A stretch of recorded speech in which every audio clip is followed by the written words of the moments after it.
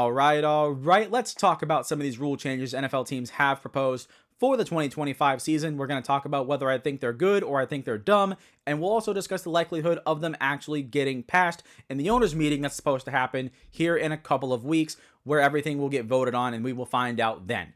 Anyways, before we begin, if you like the content here around the Shoemaker Take and you want to get connected and stay connected, please consider hitting the like button and subscribing. It's only a couple of buttons. It's free. If it's free, it's for me. You know what I'm saying? So doing that would help me out a lot as I continue to grow and spread my football passion to more and more people on this platform. We're trying to reach 50 subscribers, so the concept of live streaming will become available to you and me. And then also, I want to hit 100 subscribers before the NFL season starts. So please hit those two buttons for me, as that would help me out a lot. Also, one more thing. Corners and safeties, the free agency videos will be dropping not long after you guys are watching this one, so be aware for that. But either way, let's get into these rules with the first one, which is a very dumb one and the most notable one. The Packers propose to ban the tush push. Okay, here's my official stance on the tush push. It should not be banned, and also this will not be passed. The owners will not vote on this. You know what? Let's begin with why the owners wouldn't, actually. That'll make a better point. The owners will not push to ban the tush push. Push to ban the tush push. Okay. This rule change will not get passed because the thing is, the tush push, banning it would force more punts, force more field goals, which the NFL is trying to push more offense. So already that's not going to fly, right? Logistically, from their perspective. But also from a player perspective and from a game schematic skill perspective, it's a skill-based play. You look at how well the Eagles are able to do it, how well the Bills are able to do it, for example, and then you look at the Packers, which, why are they trying to ban the tush push when they have a variant of their own when they give the ball to Tucker Kraft, which, by the way, doesn't have the same success rate. If maybe they tried to use it with Jordan Love, maybe they would see more success and they wouldn't be trying to ban it.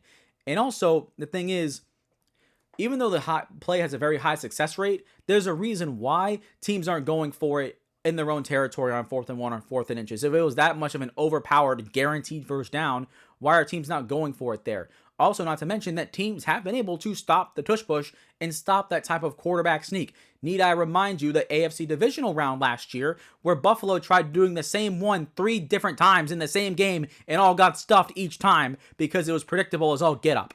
That's the thing. It is not a guaranteed play. Not to mention, because the Eagles do it the best, and like I mentioned, with some teams not doing it very well and doing it differently, like the Packers, it's a skill-based play because there is a diversity in how good each team does it. If it was an overpowered play, teams would be doing on a 4th and 1 and 4th and inches all the time. Every other team would be, because the NFL, if you don't know, is a copycat league. So if it was that good, every team would be doing it, and every team is not doing it to the degree nor the success that the Eagles are, which indicates it's a skill-based play. Not to mention, you want to talk about the success rate? Guess what? Since 2022, when it was unveiled by the Eagles, the success rate has declined every single year since then. The success rate has declined every single year. So no, banning the tush push is completely stupid. It's not going to pass. But also, the only legitimate argument that I've seen people make, like people try to do injury, BS, I don't buy that. No one's getting hurt on the tush push. Maybe 1 or 2 players have. That's no argument. The only argument I've seen is that defensive players can't push each other, so why should offensive players be able to? And that makes sense. That's a legitimate argument where, okay, instead of banning the tush push, how about we change it so defensive players can be allowed to push each other? Maybe we might have a little bit more of a balanced play that can leverage the playing field a little bit, and therefore defenses have a better chance of being able to stop it, which, mind you, every time the offense has a play or has an ability to get ahead of the defense, guess what? The defense always finds a way to catch up, adapt, and overpass the offense again. It happens all the time. Whether it was the NFL in the 2010s adding more rules protecting the quarterback, guess what? Defenses have got more technically sound and were able to stop the pass. And then you get into the 2020s, guess what? Went to more too high safety looks to slow down the passing game, and look at what the running game has done in 2024 and the running back renaissance that we're about to enter, right? The defense will always adapt and find a way to catch up. And guess what? They're already figuring it out, which contributes to the declining success rate of the tush push since 2022. Next up, by the Philadelphia Eagles, coincidentally enough, they proposed a rule to make the overtime rules, that are in the postseason, to go into the regular season as well. Right now, for the regular season, the rule is the team that gets the team gets the ball to start overtime, and if the team that receives the ball scores a touchdown, or the defense gets a defensive touchdown or a safety, the game is over, right? But if the offense that gets the ball first kicks a field goal, the other team gets a shot to match. And if they don't get it or they get a touchdown, they win or lose, right? But in the postseason, if the team that receives the ball first scores a touchdown, the offense on the other side will have a chance to answer, right? And respond and get a touchdown of their own, because if they don't, they lose, right? The only thing that will lose the game straight up is if it's a pick six, I'm pretty sure. But so the idea is to make the postseason rules for overtime make the regular season overtime rules as well. This one, honestly, it probably has the second best chance of getting passed compared to another rule that we're going to get to at the bottom. But I used to think that like this rule was dumb, right? Because I used to be like of the opinion, like being more old school, where okay, like if your defense can't get one stop in overtime, okay, you deserve to lose. But at the same time, I think it is more fair that both teams get a chance to have the ball in overtime, because it creates, not only does it allow for both offenses and defenses to be able to step up in a big moment, and also with the opportunity of more, or with the advent of more or both teams being able to touch the ball, the quarters will be the extra overtime period will go from 10 minutes to 15 minutes, which I think is adequate. And then teams will go back and forth theoretically, right? Until one other team makes a stop, or another team, until one team makes a stop ultimately with the lead and win the game. So over time, like, I've grown to more like it, because it does seem a little bit more fair. Like, dude, does it on paper cater to the offenses more? Sure, right? But at the same time, it does give both defenses a real opportunity to touch the field and make a true impact, compared to, okay, one team touches the ball, scores in overtime, and it's over, and the other team doesn't have a chance to do anything about it, which is unfortunate, but I can understand it, because if your defense can't get one more stop, then you deserve to lose. But I think it'll make it more fair, and it's growing on me, so I can say the move is okay. Like, I can get behind it, and I understand it, but does it ultimately pass? I don't think so. Maybe it does. I think it's a higher chance of it passing actually than it not passing, but ultimately I just don't know if that will pass. Next one, another one that I think is iffy. The Detroit Lions, they proposed a rule change to eliminate an automatic first down as a penalty imposed for defensive holding and illegal contact, which right now, if the defense gets a holding penalty and an illegal contact penalty, it's an automatic first down. 5-yard penalty, automatic first down. So the thing of getting rid of an automatic first down, in theory, on paper, in spirit, I really love the move, because I think an automatic first down in a situation like that is dumb. Like, imagine like you're in 3rd and 15, and your defense on 3rd and 15, and you get like a little holding call or a little illegal contact, right? Something ticky-tack, and it's a 5-yard penalty, but it's an automatic first down, and all those 15 yards that you pushed them back for is completely undone. Like, that's a drive killer. Like, that's a huge drive killer, momentum killer, when you're in 3rd and long or 3rd down at all, and you get a stop, and then a call like that makes it an automatic first down, which, like I said, in spirit, I can get behind, right? Because I think making it an automatic first down, I think that's stupid, right? It shouldn't be. But at the same time, if you get rid of it and it goes to being just a 5-yard penalty, what you're going to see is there's going to be some players. Now, I'm not saying like players are going to actively try and do this. They're not going to think like this, but there will be an avenue open where it's 3rd and 15. And now as a defensive player, you might be able to go for a little bit more things, right? Get a little bit grabby or get a little bit more handsy, right? Because even if you get the penalty, it's only 5 yards. It's now, okay, 3rd and 15, 3rd and 10. Not great, right? And obviously, players aren't going to obviously go for more grabby stuff because, oh, who cares? It's going to be 3rd and 10. But at the same time, it's 3rd and 15, you get a 5-yard penalty. It's still 3rd down and 10. Like, you still have the offense pinned back in a 3rd and long situation where they're going to pass, right? So it's still a favorable situation for the defense, okay, that's fine. Maybe that's better. Maybe it is better that players are able to get a little bit more physical and kind of bend the rules a little bit. The problem is now you open the door for rules and penalties and whatnot to get a little bit muddier, I think. And the thing is, like, when you're trying to change a penalty, right, like, and change like the ruling of a penalty and how that goes, if if the rule doesn't add clarity to the game in terms of like, okay, now there's more clarity on what this type of call is, how it's supposed to be called, right? For example, like when they try to constantly change the rules on what a catch is, if the rule doesn't add more clarity into what is actually being called, then in my opinion, it's a lateral move. It doesn't do anything. Sure, it would help the defense and in spirit. I can get behind the move, but calling penalties, it'll just muddy things and not really make it any better at what exactly is illegal contact and what constitutes defensive holding, which defensive holding obviously is more obvious than illegal contact, which is what even is that? That illegal contact, in my opinion, shouldn't even be like a penalty. Like either call it pass interference, call it holding, right? Call it hands to the face mask, whatever. Like what is illegal contact? Like I don't get why they don't just get rid of that, right? But that's besides the point.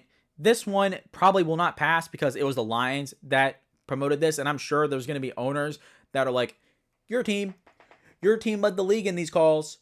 What a coincidence that you're the one that's wanting to change the rule. Like, okay, yeah, that's not going to fly. Like if another team did it, okay, maybe it might have more weight, but because the Lions did it in particular, I think that's going to have more influence into it not being passed. All right. The next one by the Detroit Lions, this one I think is dumb. This one might be just as dumb as a tush push, if not dumber. Anyways, the Detroit Lions proposed that to change the playoff seeding format. As of right now, it is your number 1 seed is a first round bye, and then your second, third, and fourth seed are the rest of your division winners, and then seeds 5, 6, and 7 are your wild cards, right? And your division winners will host a playoff game. So now the rule change by Detroit is going to flip that, where the division champion doesn't matter. The team with the highest record will get the highest seed and in turn get a home playoff game. So like, for example, the Minnesota Vikings last year, who won 14 games and were a wild card team, if with these new rule changes in place, they would have been the second or the third seed and they would have hosted a playoff game, a home playoff game, instead of having to go on the road. But this rule is dumb for the biggest reason of you cannot take the meaning out of winning your division. Part of what makes divisional rivalries so good is the fact that they mean more. It's not just you play these teams twice a year, right? There's a team, it's a familiar foe.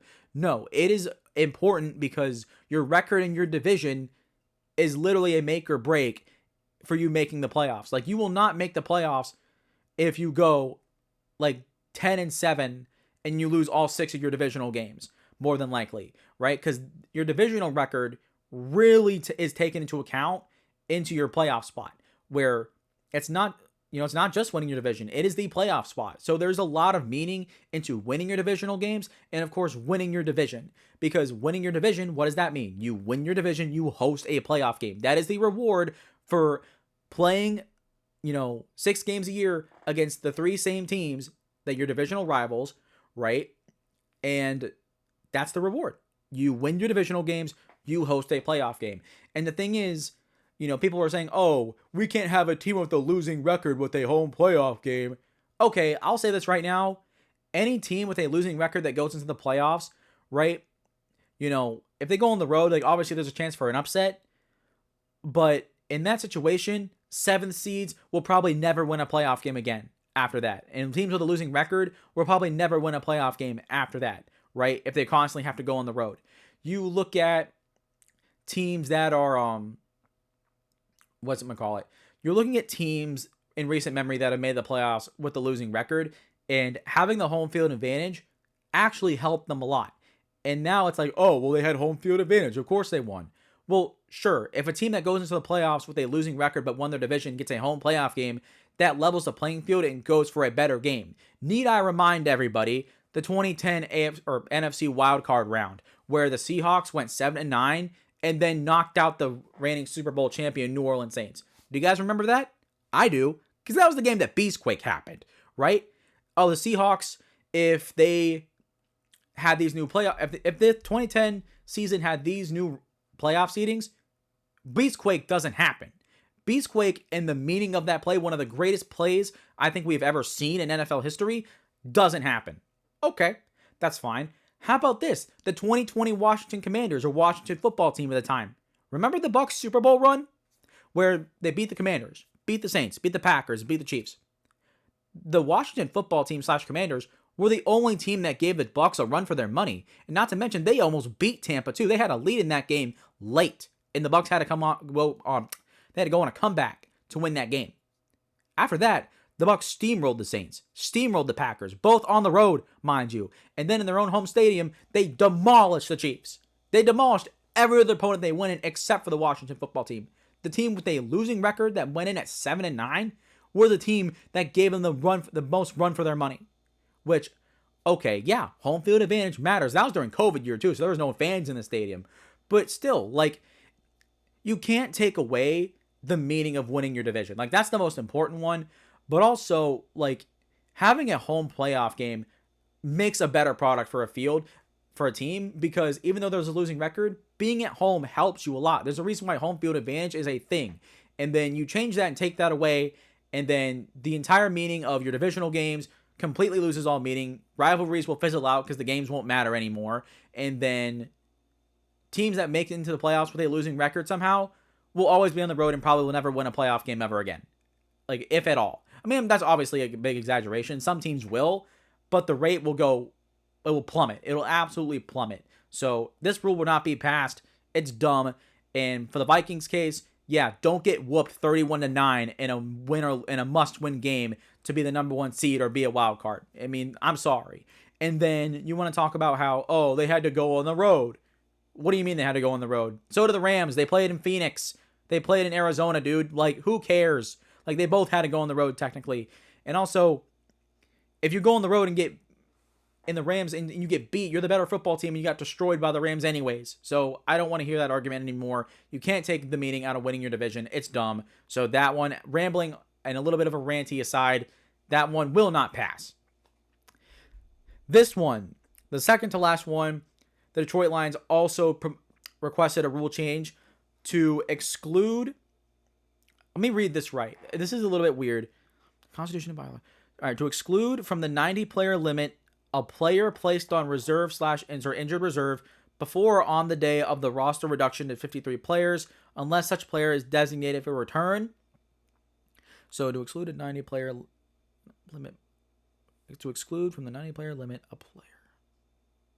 Okay, so it seems like from here, I didn't read on this, by the way, completely. I thought it was something else, and now that I'm reading it more in depth out loud, it's a little bit different. I apologize.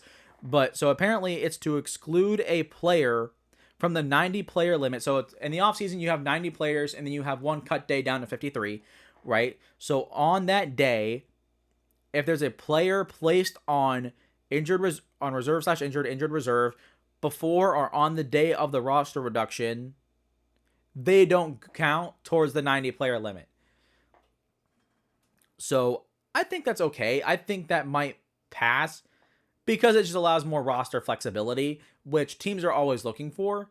And honestly, because that could create another opportunity for another player, I think this one has the most likelihood of passing.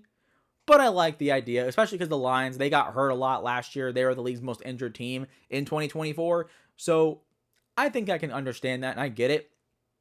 And also, not to mention, wait, never mind. That's a completely different rule. My bad. That's a completely different what I was about to say, so disregard that. But I think this rule has the most highly likelihood chance of passing because it allows more players to have more opportunities, right? And it also adds more roster flexibility, which is always good for NFL teams. And then one more rule. The rule is I couldn't find the actual listing for it on the NFL's website, but it's one I heard on the Pat McAfee show. And then it's one rule that allows players to kind of visit with teams prior to the legal tampering period, which pretty much means normally before free agency started, the new league year starts on March 12th, but on March 10th we saw that all these moves are going to happen, right? The thing is that in those entire negotiations were between the team and the player's agent. The teams are not allowed to contact the player directly. This would allow teams to contact players before that period. And this one, I don't think it'll pass, just because there's not really any reason for it to really like change. But at the same time, I can understand it because the thing is like, not only will it allow negotiations to be more personable, it allows teams to get more of a gauge on who the player is and who they are and what they're about before they sign them. Because it's more of like, okay, well, we like this player, we want to bring him in. Okay, call the agent. We want to give him a contract. Okay, contract negotiated. Bam, signed on Wednesday, March 12th, when the new league year opens. Okay, we'll fly out here and go sign the contract officially. Okay, so I mean, I get that, but at the same time, I think it would be nice to allow more flexibility in players and coaches being able to reach out personally and talk to each other and whatnot. It could be bad because, you got the agent involved, right? Because there's 3 different parties trying to like negotiate something here. So it could muddy some things, which is why it probably won't get passed. But I think it wouldn't be a bad move because like it just allows teams to do more due diligence on the people they're bringing into their roster, which I think would help with overall roster building, right? 4 teams, which you add that with the move with the 90 players cut down to 53 with the injured reserve, right? Increasing more flexibility. I think it would just be better for team building overall, right? Because then you actually get to meet the player before you offer them a contract, which I think is important, which, there's some things you don't know about a player until you bring them into the building, and then you bring them into the building and you meet them for the first time on the day they're going to sign their contract, and there you go, you get the player locked in, and then something comes out afterward that, okay, this player did this at this X team, and it's like, okay, we just made a bad mistake. So maybe it allows teams to do more due diligence, but because it muddies that third party with the agent, I don't know if that's going to get passed. So other than that, that's going to do it. It's a short video, of course, but I hope you guys have enjoyed. If you guys like this video, please consider hitting the like button and subscribing. Of course, it helps the channel out tremendously, and I continue to grow and spread my football passion to more and more people. But it is free. If it's free, it's for me. And also, it only takes a couple of seconds. So just swiping down on the video and going boop, boop, helps the channel out a lot. So I'd really appreciate it if you would do that. But that will do it for me today, guys. Hope you guys have enjoyed. And as always, I will see you all next time.